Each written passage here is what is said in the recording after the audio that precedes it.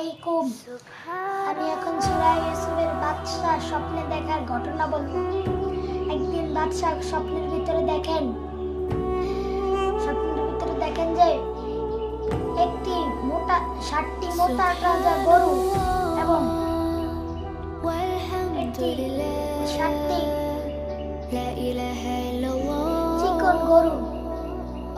মোটা তাজা গরুটিকে চিকন গরুটি খেয়ে ফেলেছে।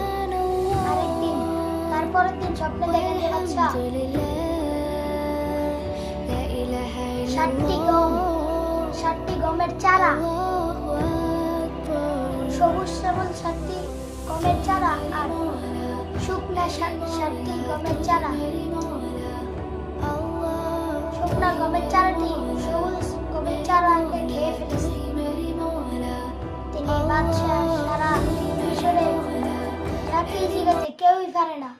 ইউসুফ আলাইহিস সালাম কইছে যে এটা পারবে, তা নাকি আনা হয়েছে। তিনি বলেছেন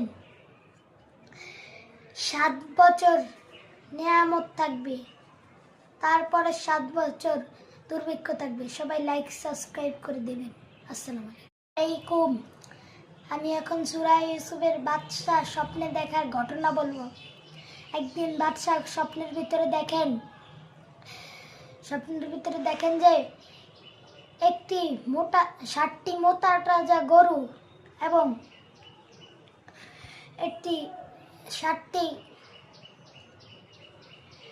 চিকন গরু। মোটা তাজা গরুটিকে চিকন গরুটি খেয়ে ফেলেছে। আরেকদিন তারপরের দিন স্বপ্নে দেখেন যে বাদশা 60টি গমের চারা, সবুজ শ্যামল 60টি গমের চারা আর শুকনা 60টি গমের চারা। শুকনা গমের চারাটি সবুজ গমের চারাকে খেয়ে ফেলেছে। তিনি বাদশা সারা মিশরে যাকে জিজ্ঞাসা কেউই পারে না। ইউসুফ আলাইহিস সালাম কইছে যে এটা পারবে, তা নাকি আনা হয়েছে। তিনি বলেছেন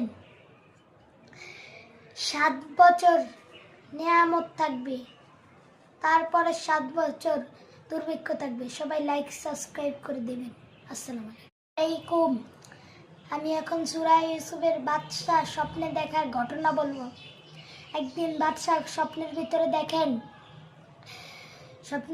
দেখেন যে একটি 60টি মোটা তাজা গরু এবং একটি 60টি